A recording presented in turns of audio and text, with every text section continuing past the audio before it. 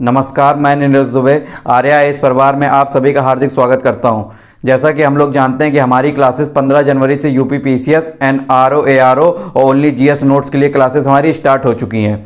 लेकिन मैं अभी भी उन स्टूडेंट्स के लिए एक बात कहना चाहता हूं जिन्होंने अभी तक हमारे बैच में एडमिशन नहीं लिया है। अभी भी समय है, अभी भी हमारे पास 4 to 5 मंथ का अच्छा खासा समय है। अभी भी वेट मत करिए। जो अभी भी इंतजार कर रहे हैं ना शुभ घड़ी का, कि शुभ घड़ी आ जाए और हम पढ़ाई स्टार्ट करेंगे, मुहूर्त निकालते हैं ना कुछ लोग पढ़ाई का कि अभी तो 5 महीने हमारे बाकी हैं तब हम लोग पढ़ाई करेंगे। तो ऐसा बिल्कुल भी दिमाग से निकाल दीजिए। हमारे बैच में एडमिशन अच्छे से लेकर पढ़ाई स्टार्ट करें।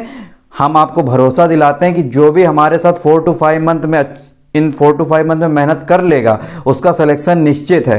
और जिन स्टूडेंट ने हमारे बैच में एडमिशन ले लिया है वो इसी तरह निरंतर हमारी क्लासेस करते चले जाएं, रेगुलर बेसिस पर पढ़ते चले जाएं। उनका सिलेक्शन कोई नहीं रोक सकता, उनका सिलेक्शन कोई नहीं रोक सकता। बिल्कुल दिमाग में बात बैठा लीजिए। बस आपको इसी तरह रेगुलरिटी बनाते हुए डेली अपना काम खत्म करते हुए धीरे धीरे पढ़ते चले जाना है और रिवीजन पर फोकस करते चले जाना है।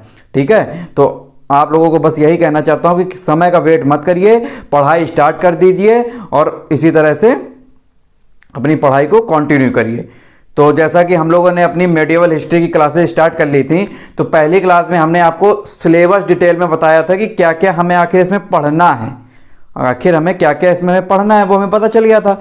अब इसके बाद लोग मुख्यतः मेडिवल हिस्ट्री में मध्यकालीन भारत में हमारा ये टॉपिक से स्टार्ट करते हैं, सिंध पर अरब आक्रमण से डायरेक्ट स्टार्ट कर देते हैं। वो बैकग्राउंड आपको बताते ही नहीं है, बैकग्राउंड आपको बताते ही नहीं है कि इसके पहले भी हमें कुछ टर्मिनोलॉजी पढ़नी होती है जो हमारी मध्यकालीन भारत को पढ़ने के लिए बहुत जरूरी होता है, जो हमें इजी बनाता है किसी भी सब्जेक्ट को पढ़ने के लिए और उसके कॉन्सेप्ट को समझने के लिए। फिर पेपर में क्वेश्चन जब डीप में आ जाता है तब लोग बोलते हैं कि पेपर हार्ड था, क्वेश्चन पता नहीं कहाँ से पूछ लिया, तरह तरह की बातें, बाजारू बातें करने लगते हैं। तो उन सब चक्करों में मत फंसिए, आप डिटेल में बस पढ़ते चले जाइए। क्वेश्चन आएगा कहाँ से जब हम सब कुछ आपको बिल्कुल डिटेल में पढ़ा दे रहे हैं? तो क्वेश्चन की भी तो लिमिट है, कहाँ से वो दे देगा? सारी चीजें तो हम आपको पढ़ा ही दे रहे हैं ना, तो आप उसके निश्चिंत रहें, सारे क्वेश्चन आपको हमारे नोट से मिल जाएंगे। ठीक है, तो आज हम लोग अपना ये टॉपिक सिंध पर अरब आक्रमण स्टार्ट करेंगे। तो जैसा कि ये सारे टॉपिक्स की आपको इसकी पीडीएफ जो है हमारे बैच में प्रोवाइड करा दी गई होगी। लेकिन अब होता क्या है, कुछ लोगों ने तो टॉपिक मान लीजिए पहले पढ़ा होगा कभी, तो उनको तो पढ़ के समझ में आ गया होगा। अगर मान लीजिए किसी को पढ़ अभी भी समस्या आ रही है, या फिर जिसने पढ़ भी लिया है उसके लिए भी अभी मैं देखिए पढ़ाऊंगा इस टॉपिक को, तो कितना डिटेल में हम लोग पढ़ेंगे इस टॉपिक को भी, कितना डिटेल में पढ़ेंगे। जिसको नहीं याद हो रहा है वो उस टॉपिक को केवल एक बार देख लेगा अभी हमारे वीडियो को, तुरंत सारा चीज आप उसको याद हो जाएगा। दूसरी चीज मैंने आपको एक चीज बताई थी, याद कैसे करना है। 2 तरीके बताए थे। अब उसमें कुछ लोगों को प्रॉब्लम्स आ रही हैं कि मैंने जो शॉर्ट नोट्स का तरीका बताया कि शॉर्ट नोट्स कैसे बनाए जाएं। शॉर्ट नोट्स जो अपने नोट्स हम लोग पढ़ने के बाद 4 से 5 पीडीएफ पेज का जो हमारा नोट टॉपिक मिलता है हमें, उसका हम शॉर्ट नोट्स कैसे बनाएं। तो आज देखिएगा हम लोग इस टॉपिक को विधिवत तरीके से समझेंगे भी और ये भी समझेंगे कि उसको शॉर्ट नोट्स कॉपी में कैसे बनाना है। जैसे मैं इधर पे शॉर्ट नोट्स बना के आपको समझाऊंगा उसी तरह से आपको कॉपी में अपने शॉर्ट नोट्स बनाते हुए चलना है। ठीक है, तो आप सीख भी लेंगे कि शॉर्ट नोट्स हमें किसी टॉपिक के कैसे बनाने होते हैं जो हमारे क्विक रिवीजन के लिए एग्जाम टाइम में बहुत बेनिफिशियल होता है। ठीक है, तो आज हम लोग ये टॉपिक अपना स्टार्ट करते हैं हम। तो जैसा हमारा टॉपिक है सिंध पर अरब आक्रमण। अब इस टॉपिक की बात करते हैं तो जैसे ही आपका ये टॉपिक का नाम आता है सिंध पर अरब आक्रमण, तो सबसे पहले हमारे दिमाग में आता है नाम मोहम्मद बिन कासिम का और 712 ईस्वी ये डेट हमारे दिमाग में आती है। लेकिन अब ऐसा नहीं है कि मोहम्मद बिन कासिम ने ही प्रथम बार आक्रमण किया अरबों की तरफ से सिंध पर, ऐसा नहीं है।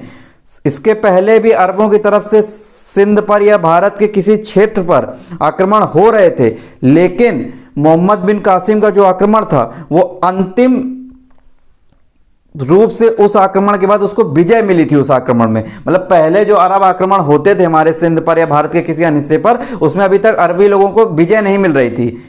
ठीक है, लेकिन जो मोहम्मद बिन कासिम का हमारा आक्रमण हुआ था उसमें उसे अंतिम रूप से उसमें विजय मिल गई थी। तो इसलिए प्रथम आक्रमण वो माना जाता है जब अरबों की जीत हुई थी भारत के किसी क्षेत्र पर। इसीलिए मेन मोहम्मद बिन कासिम से हमारा ये टॉपिक आता है। अब लेकिन किसी भी टॉपिक को समझने के लिए उसके बैकग्राउंड को समझना थोड़ा सा बहुत जरूरी है। ठीक है, जैसे हमने मेडिवल हिस्ट्री को समझने से पहले इस्लाम धर्म को समझा था ना, इसलिए सिंध को अरब आक्रमण को समझने से पहले उसके बैकग्राउंड को थोड़ा सा समझेंगे। तो सबसे पहला तो क्वेश्चन आप एक यहाँ पे ये नोट कर लीजिए, जैसे सिंध पर अरब आक्रमण है तो इसके ब्रैकेट में लिख लीजिए ये प्रथम मुस्लिम आक्रमण है। सबसे पहला तो ये पेपर में यही क्वेश्चन आ जाएगा, प्रथम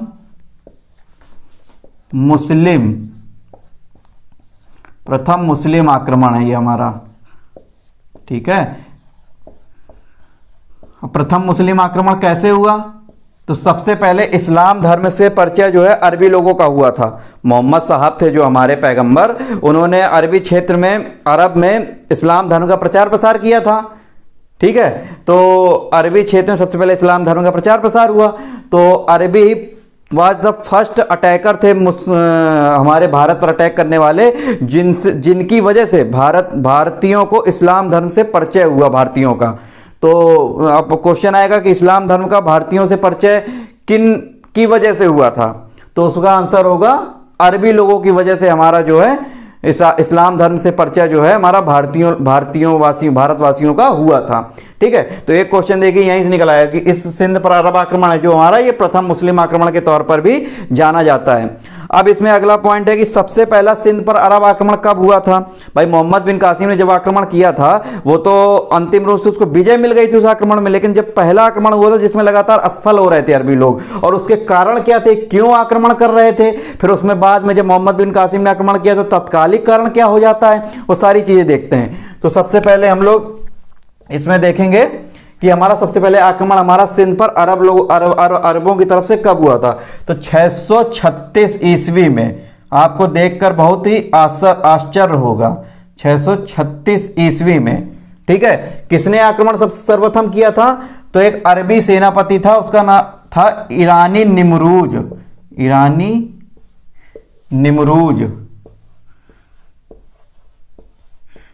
निमरूज ने सर्वप्रथम 636 ईस्वी में आक्रमण किया था। ये कौन था? अरबी सेनापति था, अरब की तरफ से इसने आक्रमण किया था। अब आप हमेशा से सोचते होंगे 712। अब लेकिन देखिए इस टॉपिक को डिटेल में, क्योंकि आप पीसीएस लेवल की तैयारी कर रहे हैं, आरओ लेवल का पेपर देना है, तो आपको डिटेल में इस तरीके से पूरा तो क्वेश्चन बाहर से जा ही नहीं सकता। तो 636 ईस्वी में ईरानी निमरूज ने सबसे पहले, अरबी सेनापति जो था, 636 ईस्वी में भारत के किसी क्षेत्र पर आक्रमण किया था, ठीक है। अब कहां पर आक्रमण किया था, भारत के किस क्षेत्र पर आक्रमण किया था? तो मुंबई में एक जगह है, बंबई में थाने जगह पर, थाने या फिर थाने जगह पर, बंबई में एक जगह है थाने में सबसे पहले ईरानी निमरूज ने, अरबी सेनापति ने आक्रमण किया था। अब इसी में से एक क्वेश्चन यहीं से निकल के आएगा, जब ये सर्वप्रथम आक्रमण हुआ था ईरानी निमरूज का, तो इस समय खलीफा कौन था? अब यहीं से देखिए खलीफा, अब जैसे हमने खलीफा बोला तो तुरंत आपके माइंड में क्लिक करना चाहिए खलीफा आखिर होता क्या है। आपने पहले वर्ड रटे थे, लेकिन मैंने इस्लाम धर्म के उदय के टॉपिक में आपको अच्छे से समझाया था खलीफा क्या होता है। जो पैगंबर साहब का उत्तराधिकारी होता है, पैगंबर साहब ने जिन्हें अपना उत्तराधिकारी चुने थे, जो 4 खलीफा थे स्टार्टिंग के, अबू बकर, उमर, उस्मान, अली, ये 4 थे ना, तो उसमें से खलीफा थे हमारे।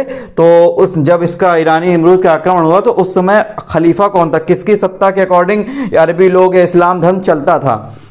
तो खलीफा मुक्ता हो गए। सबसे पहली बात तो पैगंबर साहब के उत्तराधिकारी। अब उस समय खलीफा पूछेगा तो खलीफा इसका नाम आएगा उमर। इस समय खलीफा था हमारा उमर, ठीक है, ये हमारा खलीफा। इस समय पूछेगा खलीफा कौन था, तो उमर, ठीक है। अब यहीं से आपके दिमाग में तुरंत कनेक्ट होना चाहिए कि उमर का समय क्या था। उमर उस जो खलीफा था, तो पहला खलीफा था हमारा अबू बकर। 632 ईस्वी में मोहम्मद साहब की मृत्यु होती है, तो 632 से 634 ईस्वी तक अबू बकर रहता है। इसके बाद जो है उमर का समय चालू होता है 634 से 644 ईस्वी तक। अब देखिए ये जो आक्रमण हो रहा है 636 आ रहा है, तो 634 से 644 ईस्वी के बीच में समय आ रहा है ना ये। तो उस समय अगर क्वेश्चन आएगा यहाँ पे, और ये सबसे ज्यादा इंपॉर्टेंट है कि जब सर्वप्रथम अरबी लोगों का आक्रमण हुआ था 636 ईस्वी में, उस समय खलीफा कौन था, उमर। तो अब यहाँ से उमर का समय भी इस खलीफा का याद हो जाना चाहिए। तीसरा खलीफा हमारा निकल के आता है उस्मान, जिसका समय हो जाता है 644 से 656 ईस्वी, ठीक है। और इसके बाद चौथा खलीफा अली जो चौथा खलीफा, उसका समय है 656 से 661 ईस्वी। जिन्होंने इस्लाम धर्म की क्लास नहीं देखी है वो एक बार खलीफा का नाम जरूर यहां पर देख लीजिए। मैं दोबारा से लिख देता हूं, अबू बकर, ये प्रथम खलीफा हो गए, दूसरे हो गए उमर, तीसरे हो गए उस्मान, चौथा खलीफा हो गया अली। पैगंबर साहब के ये सब उत्तराधिकारी हैं। पैगंबर साहब खलीफा नहीं थे, पैगंबर साहब मोहम्मद साहब जो है खलीफा नहीं थे, मोहम्मद साहब जो पैगंबर थे ये, और उनके जो उत्तराधिकारी हैं उनको खलीफा कहा गया। अबू बकर का समय जो हमारा है 632 से लेके 634 तक, ठीक है। उमर का समय जो कब से कब तक ये हमारे खलीफा के पद पर है, कब से कब तक सत्ता इन्होंने संभाली, 634 से लेके 644 तक, 10 वर्ष के काल में इन्होंने सत्ता संभाली। इसका उस्मान का समय स्टार्ट होता है 644 से 656 तक, और अली हमारे रहते हैं 656 से 661 तक।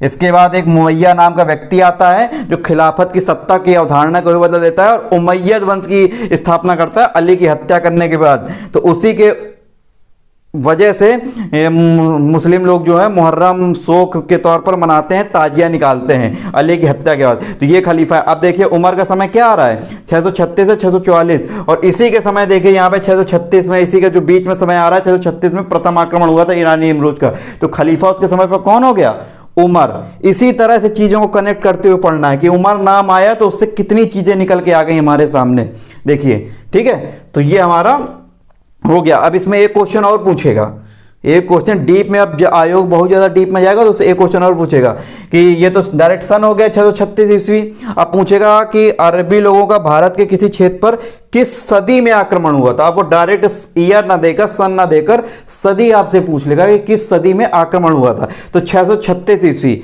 इट मीन्स ये हमारी हो गई 7वीं सदी, 7वीं सदी,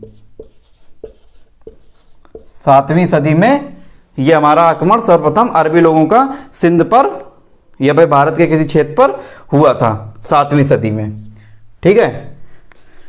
तो ये मेन यहां से हम लोगों ने इसका बैकग्राउंड यहां से समझ लिया।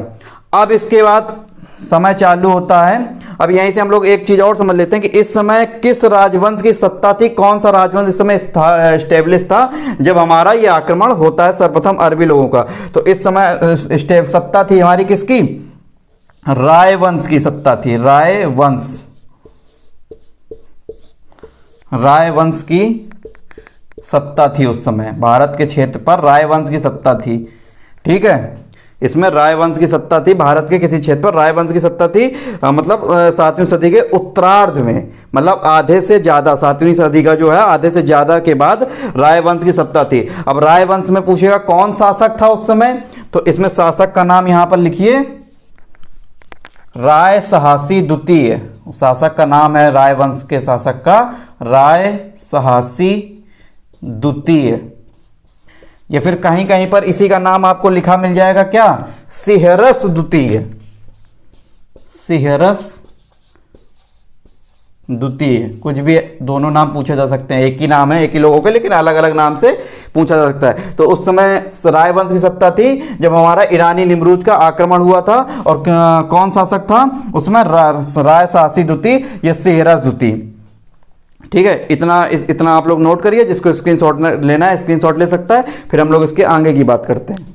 तो हम लोगों ने 7वीं सदी की बात कर ली। 7वीं सदी में प्रथम अरबी लोगों की तरफ से भारत के किसी क्षेत्र पर आक्रमण होता है 636 ईस्वी में। अब जो हम लोग मोहम्मद बिन कासिम बोलते रहते हैं, तो वो हमारा 711-12 का आक्रमण होता है, अर्थात 8वीं सदी लग गई। तो अब 8वीं सदी में क्या क्या हुआ उसके बारे में देख लेते हैं। 8वीं सदी में, 8वीं सदी 8वीं सदी में आक्रमण जो होता है अरबी लोगों का भारत के क्षेत्र पर अर्थात सिंध पर जो होता है। अब यहां से आप लोग बेसिकली जानते होंगे, उसका बैकग्राउंड नहीं जानते होंगे, और क्वेश्चन जो आया पूछता है आजकल वहीं से पूछता है, क्योंकि ये चीज तो सभी को पता है, ये चीज तो सभी को पता है। डीप में जो जाएगा पढ़ेगा वही तो क्वेश्चन कर पाएगा। तो 8वीं सदी में अर्थात ये समय जो हमारा चालू होता है 711 से लेके 712 ईस्वी का समय है हमारा, ये 8वीं सदी का जो समय स्टार्ट होता है। अब इस समय में क्या क्या होता है, कौन सा शासक था, कौन सा खलीफा था, किसके आदेश पर ये आक्रमण हो रहे थे। अब ये सारी चीजें देखेंगे। 7वीं सदी का तो हमने देख लिया, अब 8वीं सदी में देखेंगे। तो इस समय सबसे पहले पूछेगा खलीफा कौन था। जैसे 7वीं सदी में खलीफा कौन था, उमर। तो अब इस समय खलीफा कौन था जब 8वीं सदी में आक्रमण होता है, ठीक है। तो हमने बताया था, जब आपको खलीफाओं के बारे में बताया था तो उमैयद वंश की सत्ता के बारे में बताया था। तो उमैयद वंशी सत्ता का खलीफा था इसमें अल वाजिद। खलीफा का नाम है इस समय अल वाजिद। अल बहुत ज़्यादा इंपॉर्टेंट क्वेश्चन है, इसको ब्रैकेट में डाल लीजिएगा डब्बा बना के अच्छे से, क्योंकि बहुत ही ज़्यादा अल कहीं कहीं पर अल वाजिद भी लिखा होता है, कहीं कहीं पर अल वालिद भी लिख के आ जाता है पेपर में। तो अल वाजिद या फिर अल वाजिद, अल वाजिद, ठीक है। इसको स्टार मार्क लगाएंगे, ये बहुत ज़्यादा इंपॉर्टेंट क्वेश्चन है। अल वाजिद अल वालिद खलीफा था जब हमारे 8वीं सदी में आक्रमण हो रहे थे, 711 में 712 ईस्वी में, ठीक है। अब पूछेगा किसके आदेश पर यह आक्रमण हो रहे थे, कौन आदेश दे रहा था, कौन उस समय अरबी लोगों का नेतृत्व कर रहा था। तो एक अरबी राजा था, एक गवर्नर मान लीजिए उसको, उसका नाम था अल हज्जाज। अल हज्जाज जो हमारा अरबी गवर्नर या अरबी राजा मान लीजिए, अरबी गवर्नर, ठीक है। अल हज्जाज के आदेश पर ये हमारे आक्रमण 8वीं सदी में होना स्टार्ट होते हैं, ठीक है। इसके बाद किन लोगों ने इसके आदेश पर सर्वप्रथम आक्रमण किया, तो 2 सेनापति होते हैं इसके। एक का नाम होता है उबैदुल्ला, पहले उबैदुल्ला आक्रमण करता है, फिर इसके बाद बुदैल नाम का सेनापति होता है, बुदैल। लेकिन ये दोनों जो आक्रमण होते हैं 711 ईस्वी में होते हैं और असफल आक्रमण होते हैं, हो रहे हैं 8वीं सदी में। तो कब हो रहे हैं आक्रमण, 711 ईस्वी में। किसके आदेश पर, अल हज्जाज के आदेश पर। खलीफा कौन था, अल वालिद या अल वाजिद, ठीक है। कौन कौन सेनापति आक्रमण करते हैं, उबैदुल्ला। ये नाम थोड़े से स्टार्टिंग में याद करने में प्रॉब्लम्स होंगी, लेकिन 1-2 बार जहां आप लोग रिवीजन करेंगे तो सारे नाम ये आपको बिल्कुल जुबान पे रट जाएंगे। उबैदुल्ला, इसके बाद आक्रमण करता है बुदैल, ठीक है। उबैदुल्ला आक्रमण करता है, बुदैल। लेकिन ये जो आक्रमण थे, ये कौन से आक्रमण थे, असफल आक्रमण। इसी तरह से शॉर्ट नोट्स अपनी कॉपी में बनाना है, क्योंकि उसमें जो नोट्स हैं उसमें तो पैराग्राफ में लिखा हुआ है, तो आप एक बार तो अच्छा से पढ़ेंगे, लेकिन वो पैराग्राफ में आपको मेंस में लिखने में हेल्प मिलेगी। लेकिन प्री के पॉइंट ऑफ व्यू से आपको रिवीजन में इस तरह के शॉर्ट नोट्स बनाएंगे तो आपका देखिएगा 5 मिनट में पूरा एक टॉपिक रिवीजन हो जाएगा। इस तरीके शॉर्ट नोट बनाने। तो उबैदुल्ला, ये बुदैल, जो अरबी 2 सेनापति थे, उस आक्रमण करते हैं अल हज्जाज के आदेश पर, लेकिन ये दोनों असफल आक्रमण हो जाते हैं। इसके बाद अल हज्जाज का जो दामाद होता है या फिर भतीजा भी मान लीजिए उसको, कौन, मोहम्मद बिन कासिम को आदेश देता है सिंध पर आक्रमण करने के लिए। अभी हम आगे बताएंगे कि आक्रमण आखिर हो क्यों रहे थे, 7वीं सदी में क्यों हो रहे थे और 8वीं सदी में क्यों हो रहे थे, उनके कारण के बारे में भी जानेंगे। तो मोहम्मद बिन कासिम की डेट आती है यहाँ पर 712 ईस्वी। अब ये डेट आप लोग जानते होंगे मुख्यतः, 712 ईस्वी में मोहम्मद बिन कासिम आक्रमण करता है। मोहम्मद बिन कासिम जो कि कौन था, इसका दामाद था अल हज्जाज का, यह भतीजा भी था। और ये आक्रमण कौन सा था आक्रमण, ये सफल आक्रमण था, ठीक है, सफल आक्रमण। तो पेपर में क्वेश्चन आएगा सर्वप्रथम असफल आक्रमण अरबी लोगों की तरफ से कब हुआ था, 636 ईस्वी में, ठीक है। 7वीं सदी में अगर पूछेगा, अगर 8वीं सदी में असफल आक्रमण पूछेगा तो इनका नाम आएगा उबैदुल्ला और बुदैल का 711 ईस्वी में। और पूछेगा अंतिम रूप से विजय कब मिलती है, किस सदी में, तो 8वीं सदी में। यह भी बहुत ज्यादा इंपॉर्टेंट पॉइंट है, 8वीं सदी, ये चीज याद रखिएगा। 8वीं सदी मतलब 711-12 की बात हो रही है। और सफल आक्रमण किसके नेतृत्व में हुआ था, मोहम्मद बिन कासिम के नेतृत्व में हुआ था। तो ये हम लोगों ने 8वीं सदी की बात कर ली और 7वीं सदी की बात कर ली। अब इन आक्रमण के बारे में बात करते हैं कि 711 ईस्वी में जो आक्रमण हो रहे थे और 712 ये हमारे जो 7वीं सदी में आक्रमण हो रहे थे और 8वीं सदी में आक्रमण हो रहे थे, क्यों हो रहे थे। तो 7वीं सदी में जो आक्रमण हो रहे थे उसका तो मुख्य कारण क्या था हमारा, मुख्यतः अरबी लोगों का भारत से धन लूटना था, धन लूटकर अपने देश ले जाना और अपने साम्राज्य का विस्तार करना। पहला कारण 7वीं सदी में जो ईरानी निमरूज के नेतृत्व में आक्रमण हो रहे थे, ठीक है। और दूसरा मुख्य कारण था कि जो अरबी लोग थे इस्लाम धर्म के फॉलोवर थे और इस्लाम धर्म में एकेश्वरवाद की प्रथा को माना गया है। अर्थात जैसे जिब्राइल देवदूत ने मोहम्मद साहब को संदेश दिया था कि अल्लाह एक है, आप उसका संदेश वाहक हैं, आप उसके, और भूले भटकों को सही रास्ता दिखाइए। मतलब एकेश्वरवाद की सत्ता को ये लोग मानते हैं। लेकिन भारत में क्या था उस समय, मूर्ति पूजा का प्रचलन था, लोग मूर्ति पूजक लोग थे, बहुदेववाद की मान्यता थी। बहुत सारे लोग देव मतलब पृथ्वी, मंगल, सूर्य, इस तरह से सारे बहुदेववाद की मान्यता थी उसमें। तो मूर्ति पूजकों का अंत करने के लिए और भारत से धन लूटने के लिए 7वीं सदी में हमारे अरबी लोगों की तरफ से भारत पर आक्रमण हो रहे थे। ठीक है, ये तो 7वीं सदी का आक्रमण का कारण हो गया। अब ये जो मैं बातें बोल रहा हूँ, एक एक वर्ड इंपॉर्टेंट है। ये आपका सारा मेंस के लिए कॉन्सेप्ट तैयार हो रहा है। मैं आपको प्री भी पढ़ा रहा हूँ, प्लस इसमें आपको मेंस के लिए भी कुछ कुछ कॉन्सेप्ट दे रहा हूँ, जिससे आपकी समझ अभी से विकसित होती चली जाएगी कि आगे हमें कैसे पढ़ना है। इसलिए मेंस में आपको काफ़ी हेल्प मिलेगी, हिस्ट्री ऑप्शनल में या फिर अन्य चीज़ों में।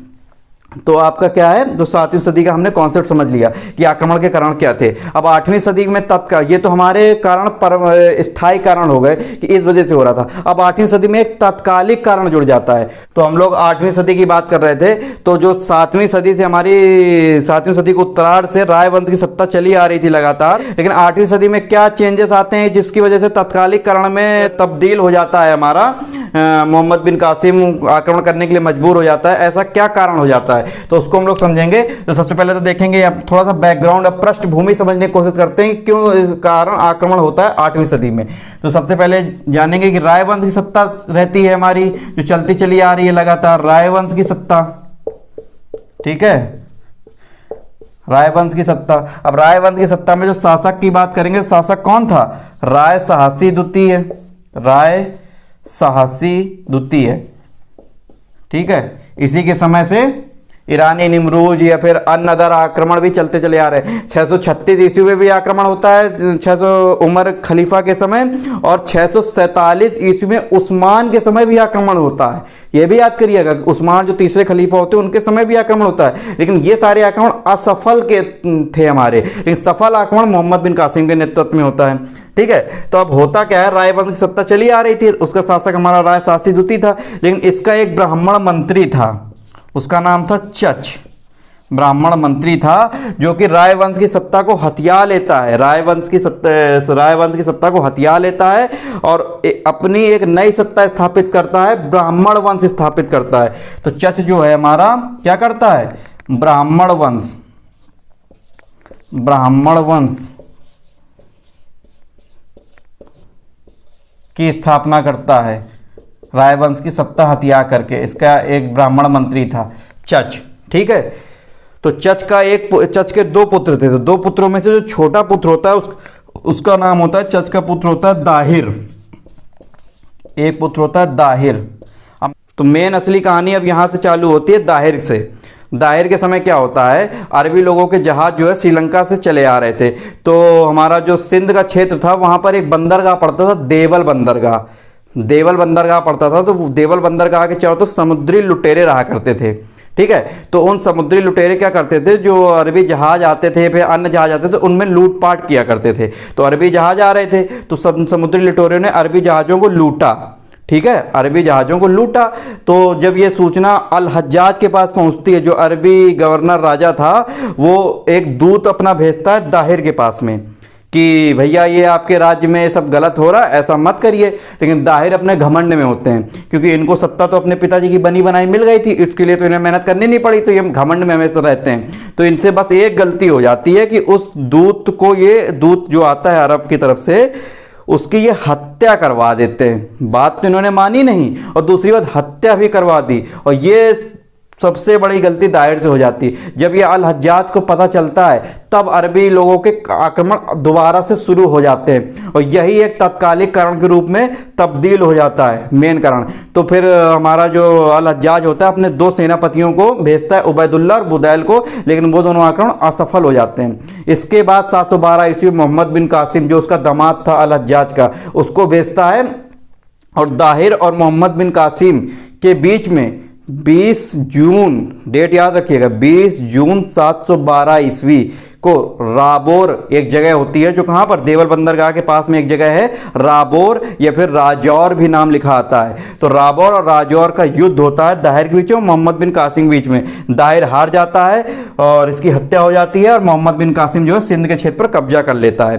तो ये आपको हमने पृष्ठभूमि बता दी। अब इसी को शॉर्ट नोट्स में हम लोगों को लिखते चले जाना है। तो यहाँ से हमने इसको समझ लिया, तो यहाँ से दाहिर के बारे में समझ लेंगे थोड़ा सा। दाहिर, ठीक है। तो दाहिर क्या होता है, ये हमारा चच का पुत्र है। सबसे पहली बात, चच का पुत्र है। इसके बाद 8वीं सदी में तत्कालिक कारण क्या जाता है हमारा, क्यों आक्रमण होता है, तत्कालिक कारण क्या हो जाता है, तत्कालिक कारण में क्यों आक्रमण होता है। तो तत्कालिक कारण के रूप में हमारा हो जाएगा देवल के समुद्री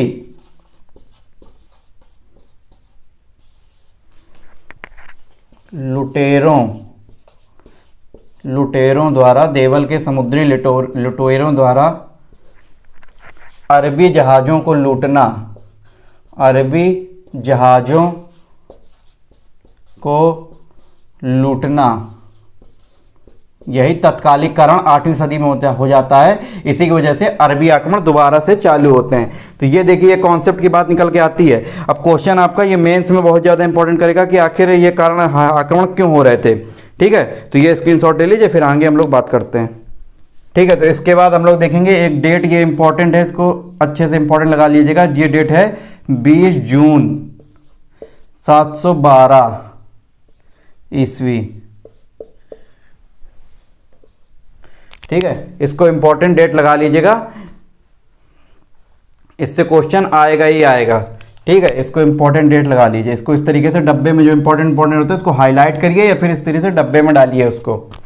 ठीक है, हाईलाइट, इसको पता चलता है। अब ये 20 जून आपको 712 तो याद रहता है, मोहम्मद बिन कासिम का नाम आ जाता है। लेकिन 20 जून भी अब आजकल डिटेल में पूछता है डेट, तो 20 जून भी नाम देगा पक्का। 20 जून, 11 जून, 712 ऑप्शन तो सभी में लिखा होगा, लेकिन डेटें ये बदल देता है। तो आप इसको याद कैसे करेंगे, जैसे आप प्रैक्टिकल चीज़ों से मैंने बोला था कनेक्ट करते हुए पढ़ना है, तो आप जैसे इसको याद कर लेंगे कि आपका जैसे पीसीएस का एग्जाम है, जो अभी कैलेंडर आया है प्री का, कब होना है, जून के महीने में होना है ना, 13 जून को आपका पेपर है। तो वहीं से बस कनेक्ट कर लेना है इस चीज़ को कि 20 जून 712 ईस्वी में दाहिर किसके किसके बीच में आक्रमण होता है, दाहिर के बीच में और मोहम्मद बिन कासिम के बीच में युद्ध होता है। मोहम्मद बिन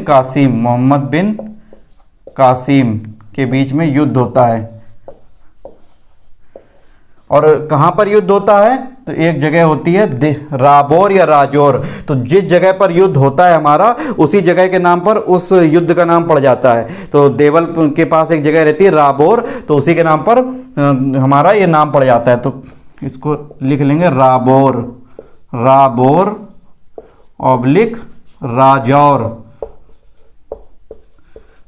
राजौर का युद्ध के नाम से जाना जाता है। ये युद्ध, इन दोनों के बीच में युद्ध होता है। इसमें दाहिर की हार होती है, मोहम्मद बिन कासिम की जीत होती है। और यही आक्रमण जो है हमारा प्रथम सफल आक्रमण हो जाता है। प्रथम अरबी लोगों की तरफ से यह हो जाता है प्रथम सफल आक्रमण के तौर पर यह जाना जाता है। तो कई देखिए, अब इतने टॉपिक से आपको कितने क्वेश्चन मिल गए, बस इसी में से घुमा घुमा के क्वेश्चन पूछेगा, लेकिन आप डिटेल में पढ़े होंगे तो सारे क्वेश्चन के आंसर आप करेक्ट करते हो सारे दे देंगे। तो प्रथम सफल आक्रमण मोहम्मद बिन कासिम के द्वारा होता है। तो ये हमारा तत्कालिक कारण के रूप में जुड़ जाता है। ये जो हमारी घटना हो जाती है, ये तत्कालिक कारण के रूप में आ जाती है। तो ये तो आपने अब बैकग्राउंड समझ लिया कि आखिर आक्रमण क्यों हो रहे थे, किस किस डेट में हो रहे थे। अब आक्रमण ये सब हो गए जब, तो अब आक्रमण के बाद जब अरबी लोगों ने मेनली जब ये इसके जीत हो गई इसकी, तो यहाँ से एक पॉइंट और बता देता हूँ आपको कि जब हमारी दाहिर की हत्या होती है, जब इसमें तो जो दाहिर की कई सारी पत्नियां होती हैं, तो उसमें से एक पत्नी का नाम होता है रानी बाई।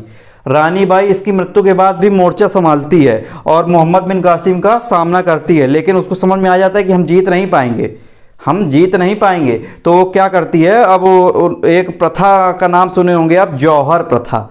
जौहर प्रथा, अब यहीं से देखिएगा, जौहर प्रथा के जो नहीं समझ जानते होंगे, केवल वर्ड सुने होंगे जौहर क्या होता है, लेकिन उसका मतलब नहीं जानते होंगे कई लोग। तो जौहर प्रथा का प्रथम एग्जाम्पल अब यहीं देखने को मिलता है। जौहर प्रथा में क्या होता है हमारा कि अपने सम्मान का मतलब रक्षा करने के लिए, कि अब हम हार जाएंगे तो उसके सम्मान की रक्षा करने के लिए सामूहिक रूप से लोग अपने आप को अग्नि के हवाले कर देते थे।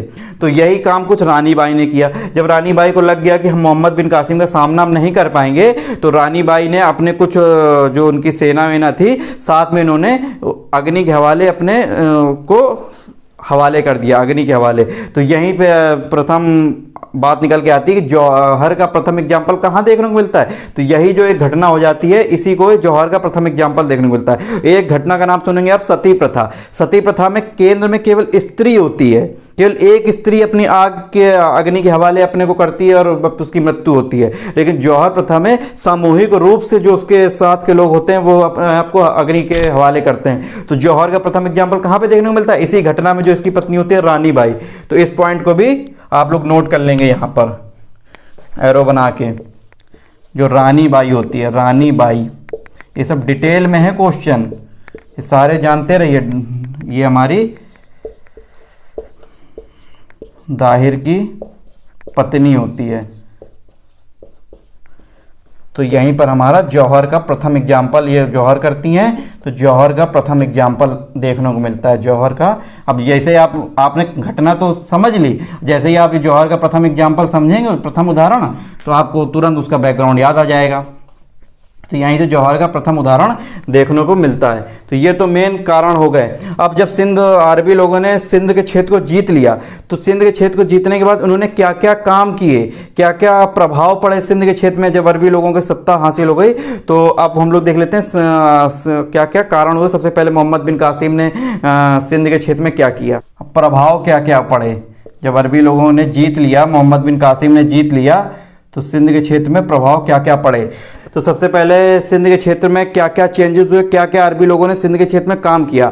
अभी हम आपको आगे चल के अभी ये टॉपिक थोड़ा समझा दूं। अभी मैं कुछ पुस्तकों के नाम भी बताऊंगा जिससे क्वेश्चन आता ही आता है। जो सिंध पर आक्रमण हो रहा है कि उस किन पुस्तकों से आक्रमण की जानकारी मिलती है, स्रोत क्या क्या है हमारे सिंध पर आक्रमण के। तो अभी मैं लास्ट में सबसे ज़्यादा बताऊंगा, वो क्वेश्चन सबसे ज़्यादा इंपॉर्टेंट है, इसलिए वो भी अभी बताऊंगा। लेकिन अभी पहले ये टॉपिक समझ लेते हैं। तो प्रभाव क्या क्या हुए। तो सबसे पहले मोहम्मद बिन कासिम ने क्या किया, अरबी लोगों ने बोल लें या फिर मोहम्मद बिन कासिम ने बोल लें, क्या किया, जजिया कर लगाया। तो सबसे पहले जजिया कर, जजिया कर लगाया। अब जजिया कर क्या होता है, अब यहाँ से समझ लीजिएगा, ये भी बहुत ज़्यादा इंपॉर्टेंट क्वेश्चन है। ये जजिया कर अरबी लोगों ने लगाया सिंध के क्षेत्र में। तो जजिया कर सर्वप्रथम कहाँ पर लगाया गया था, क्वेश्चन आएगा, सिंध क्षेत्र में। ठीक है, सिंध क्षेत्र में सर्वप्रथम लगाया गया था। किसके द्वारा लगाया गया था, अरबी लोगों के द्वारा लगाया गया था। ठीक है, अब अरबी में मुख्यतः किनके द्वारा लगाया गया था, सबसे पहले मोहम्मद बिन कासिम के द्वारा लगाया गया था। अब जजिया कर क्या होता है, तो जजिया कर के बारे में पूछेगा तो पेपर में अगर आएगा जजिया कर क्या था, तो अगर ये ऑप्शन कहीं पर भी आपको मिल जाए कि धार्मिक कर, जजिया कर ये ऑप्शन मिल जाएगी, जजिया कर जो था एक धार्मिक कर था, तो इस ऑप्शन को हमेशा गलत करेंगे। जजिया कर कभी भी धार्मिक कर नहीं था। ये जो कर था हमारा जीवन और संपत्ति की सुरक्षा के बदले मुस्लिम शासकों द्वारा हिंदू प्रजा से लिया जाने वाला कर था। जीवन एवं संपत्ति की सुरक्षा के बदले लिया जाने वाला कर, लिया जाने वाला कर, लिया जाने वाला कर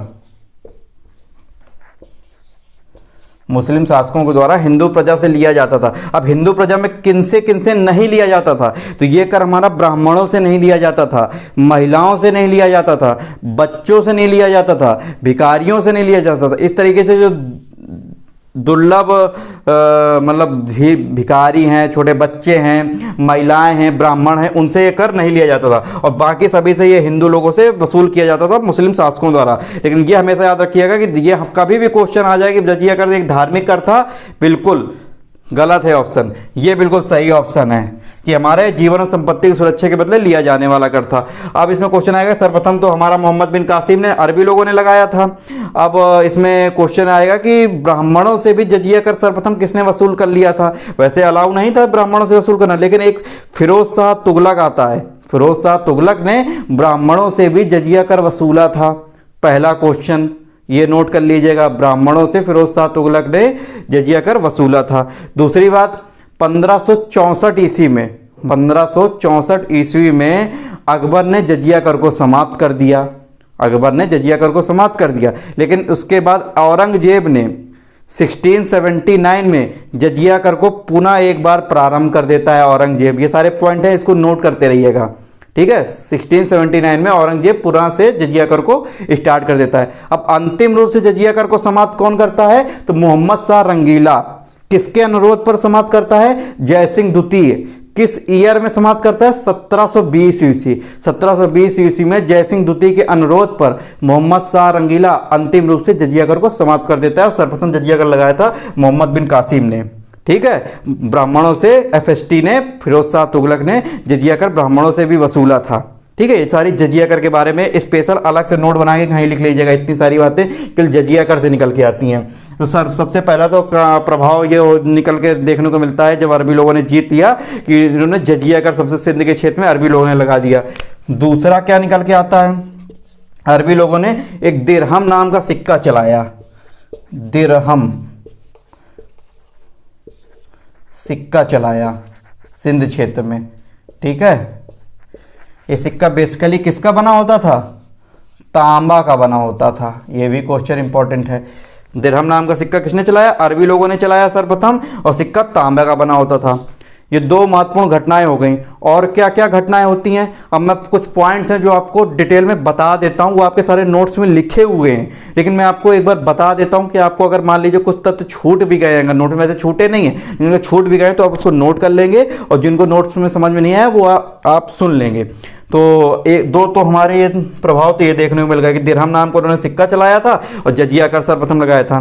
दूसरी बात, जो अपने देश का नाम हिंदुस्तान पड़ा, ठीक है, और यहाँ के लोगों को हिंदू नाम अरबी लोगों ने ही दिया। अरबी लोगों की वजह से ही देश का नाम अपने हिंदुस्तान पड़ता है और यहाँ के निवासियों को हिंदू नाम अरबी लोगों ने ही दिया। ये तीसरा पॉइंट आप लिख लीजिएगा। इसके बाद चौथा पॉइंट में आ जाएगा हमारा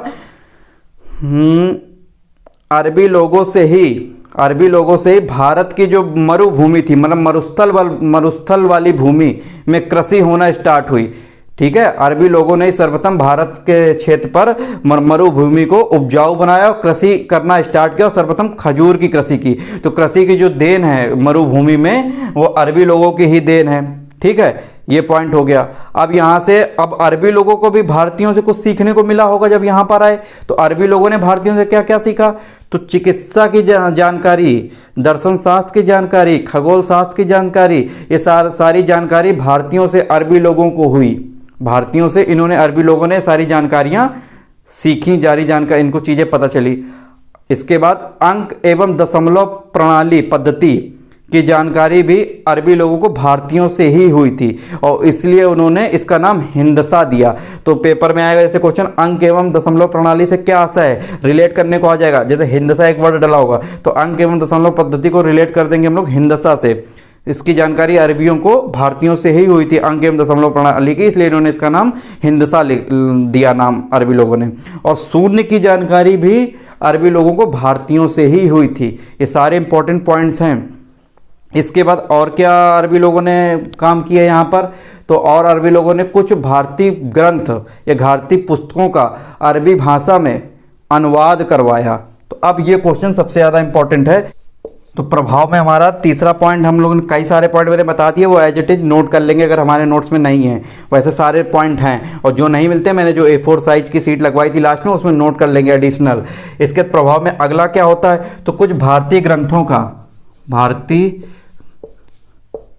पुस्तकों का या ग्रंथों का, भारतीय पुस्तकों का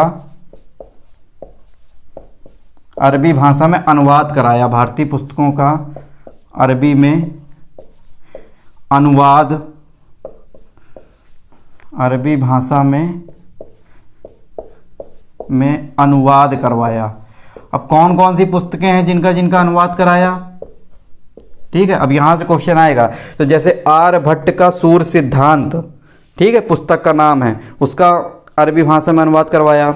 इसके बाद पुस्तक निकल के आएगी हमारी पंचतंत्र, विष्णु शर्मा की एक पुस्तक है पंचतंत्र, उसका अरबी भाषा में अनुवाद कराया। किस नाम से अनुवाद कराया? कलीला व दिमना, कलीला व दिमना के नाम से पंचतंत्र पुस्तक का अरबी में अनुवाद कराया। एक पुस्तक है ब्रह्मगुप्त की, एक पुस्तक निकल के आती है जो ब्रह्मगुप्त है, हर्षवर्धन के दरबारी थे हमारे ब्रह्मगुप्त, उनकी एक पुस्तक है ब्रह्म सिद्धांत, या फिर उसी को बोलते हैं ब्रह्म स्फुट सिद्धांत। उस पुस्तक का अरबी भाषा में किस नाम से अनुवाद कराया? तो इब्न उल साहिब, इब्न उल साहिब नाम से अरबी भाषा में अनुवाद कराया। तो यहां से पुस्तक का नाम ये लिख लेंगे, ये इंपॉर्टेंट पुस्तक है। कौन सी? ब्रह्मगुप्त की, ब्रह्मगुप्त की पुस्तक है। कौन सी हमारी? ब्रह्म सिद्धांत, ब्रह्म सिद्धांत या फिर ब्रह्म स्फुट सिद्धांत लिख लेंगे, इसको कोई भी नाम आ सकता है। ब्रह्म सिद्धांत किस नाम से? अब ये तो भारतीय नाम है इसका, ठीक है। अब अरबी में इसका अनुवाद होने के बाद इस पुस्तक का क्या नाम से अनुवाद कराया गया? तो इब्न उल साहिब, इब्न, पेपर में क्वेश्चन यही आएगा, इब्न उल साहिब नाम से अनुवाद कराया। ठीक, इसके बाद दूसरा पॉइंट लिखेंगे। तो एक पुस्तक का नाम आता है, विष्णु शर्मा की एक पुस्तक है, विष्णु शर्मा की एक पुस्तक आती है। कौन सी? विष्णु शर्मा की पंचतंत्र पुस्तक है, पंचतंत्र। इसका किस नाम से इन्होंने, पंचतंत्र पुस्तक है, इसका किस नाम से इन्होंने अनुवाद कराया? कलीला, कलीला, कलीला व दिमना, कलीला व दिमना, कलीला व दिमना नाम से अरबी भाषा में अनुवाद कराया।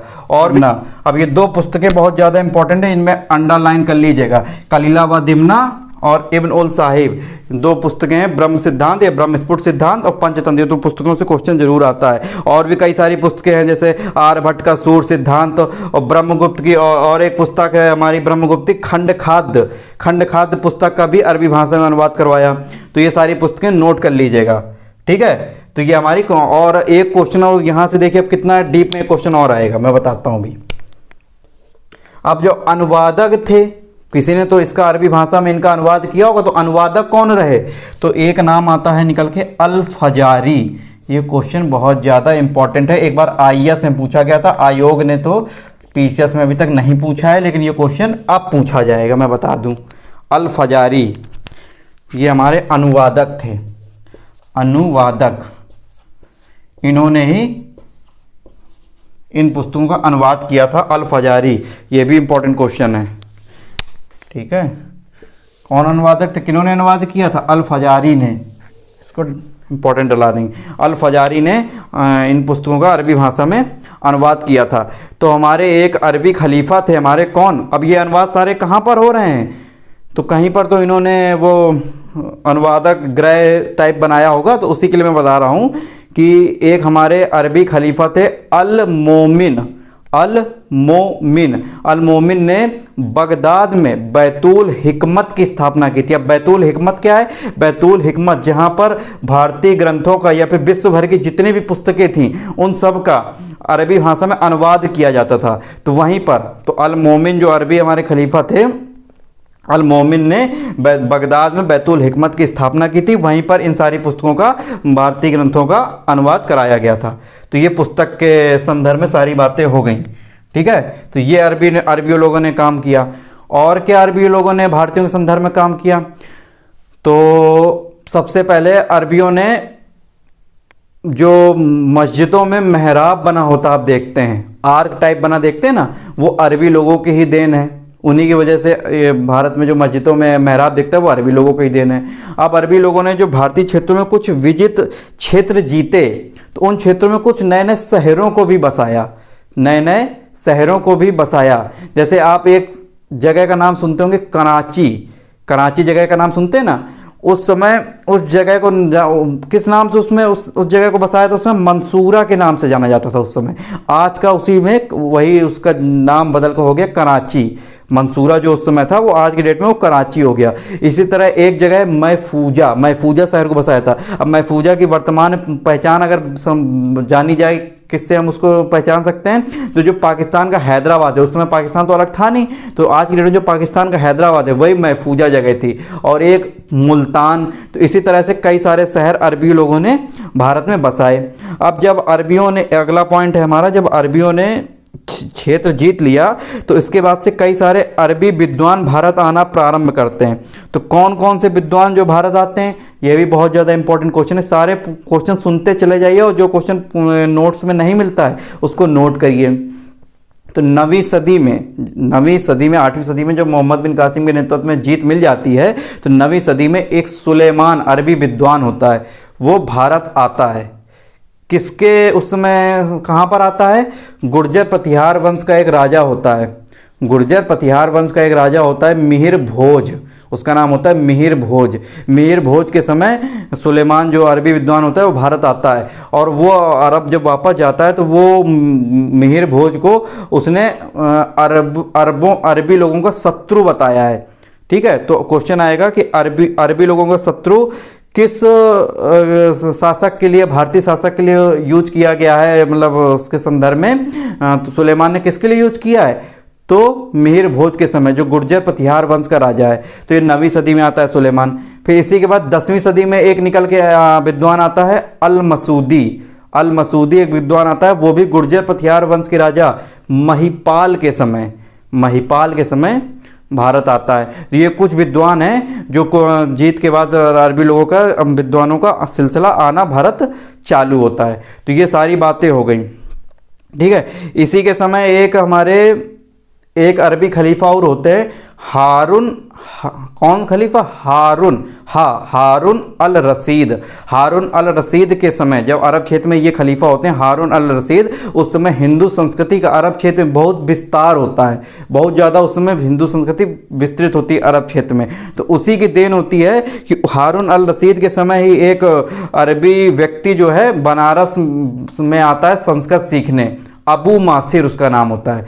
ये भी क्वेश्चन आता है कि अबू मासिर किसके समय जब बनारस आता है संस्कृत सीखने, वो उस समय खलीफा अरब में कौन होता है, तो किसके समय आता है, हारून अल रशीद। हिंदू संस्कृति का सबसे ज़्यादा विस्तार किसके समय हुआ था अरब क्षेत्र में, हारून अल रशीद खलीफा के समय। अब आपको खलीफाओं का मतलब समझ में आ रहा होगा, क्योंकि आपने खलीफा की क्लास पहले ही इस्लाम धर्म में पढ़ चुके हैं। खलीफाओं की सत्ता के अकॉर्डिंग ही इस्लाम धर्म संचालित होता था, जो कि मोहम्मद साहब पैगम्बर के उत्तराधिकारी होते थे। अब देखिए अरबी लोगों से आपको कितनी बातें सीखने को मिली। अब आप लोग सिंध पर अरब आक्रमण छोटा सा टॉपिक समझते थे, और कितना ज़्यादा आपने डिटेल्स में जाना। अब सब इंपॉर्टेंट क्वेश्चन आप लोग अब यहाँ पे एक और सिंध पर अरब आक्रमण में अब एक लास्ट पॉइंट और सबसे ज़्यादा इंपॉर्टेंट पॉइंट वो मैं अब आपको बताने जा रहा हूँ, जिससे क्वेश्चन आएगा ही। तो सिंध पर जो हमारा अरब आक्रमण होता है, तो किन सूत्रों से इस आक्रमण की हमारी जानकारी मिलती है, किन किताबों में इसकी जानकारी मिलती है कि सिंध पर अरब आक्रमण हुआ था। तो जानकारी कहाँ से मिलती है, किन पुस्तकों से जानकारी मिलती है कि सिंध पर हमारा अरब आक्रमण हुआ था, किन पुस्तकों से।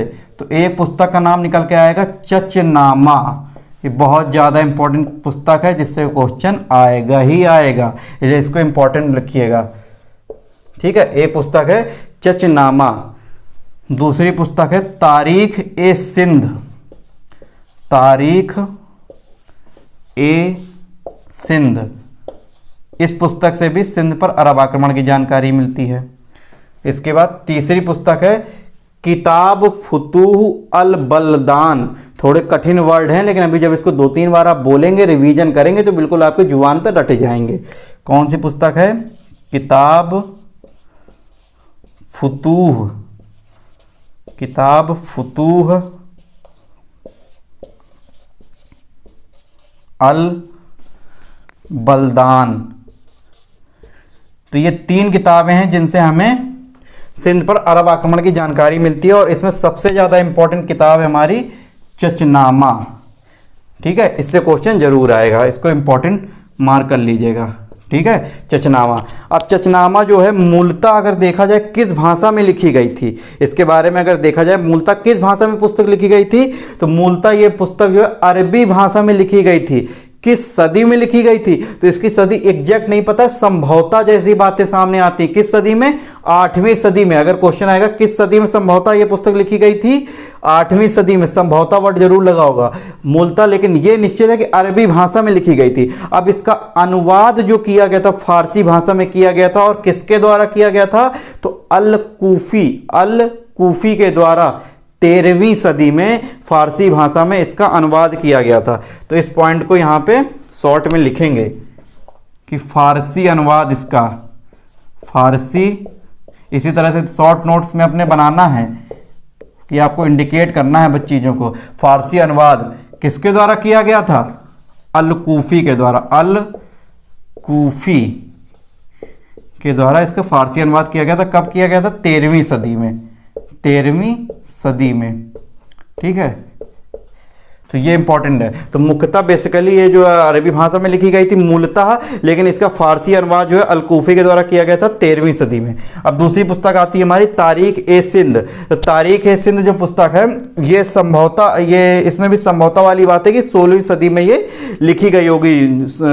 इसकी तारीख ए सिंध पुस्तक है, किसके द्वारा हमारी ये पुस्तक लिखी गई, तो एक है हमारे मीर मोहम्मद मासूम। मीर मोहम्मद मासूम का नाम आता है, मीर मोहम्मद मासूम बोले हैं, मीर मासूम भी कहीं पर आपको लिखा मिल जाएगा। मीर मासूम के द्वारा ये पुस्तक लिखी गई, तारीख है सिंध, मीर मासूम के द्वारा ये पुस्तक लिखी गई। अब इसके बाद किताब फुतू अल बलदान पुस्तक जो है हमारी 9वीं सदी में लिखी गई। 9वीं सदी में ये हमारी ये पुस्तक लिखी गई। अब किसके द्वारा लिखी गई, जो हमारी चचनामा है ये तो अलकूफी के द्वारा लिखी गई। ये हमारी तारीख ए सिंध जो है मीर मासूम के द्वारा लिखी गई। तो किताब फुतू अल बलदान किसके द्वारा लिखी गई, तो एक हमारे रचनाकार होते हैं, राइटर होते हैं बिलादुरी। बिलादुरी, अब नाम देखिए यहाँ से कितना अजीब है, बिलादुरी। ठीक है, किताब फुतू अल बलदान जो पुस्तक है हमारी बिलादुरी के द्वारा लिखी गई। कब लिखी गई? 9वीं सदी में, 9वीं सदी में। और ये सारे क्वेश्चन बहुत ज़्यादा इंपॉर्टेंट है जो मैं बता रहा हूँ अभी लास्ट में, इन सबको इंपॉर्टेंट मार्क्स करिएगा। ठीक है, ये हमारा इंपॉर्टेंट है,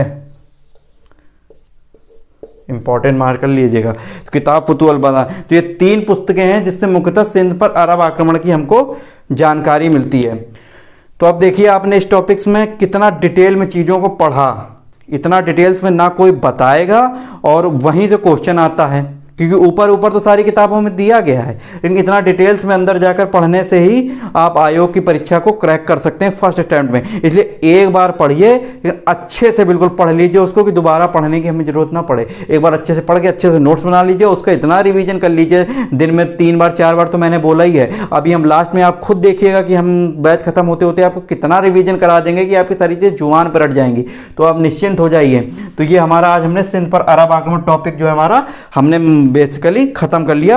अब नेक्स्ट क्लास में नेक्स्ट टॉपिक लेके आएंगे। इसी तरह पढ़ते रहिए और हमेशा मोटिवेट रहिए, बिन फालतू की बातों पर अपना ध्यान मत लगाइए। इसी तरह रेगुलरिटी बनाए रखिए और डेली जो हम लोग करवा रहे हैं बस उतना करते रहिए, आपकी सफलता सुनिश्चित होगी। ये हमारी गारंटी, हम बार बार इस चीज़ को बता रहे हैं, उसके लिए आप लोग बिल्कुल निश्चिंत रहिए, भरोसा रखिए हम पर, पढ़ते रहिए। ठीक है, मिलते हैं नेक्स्ट क्लास पर। धन्यवाद।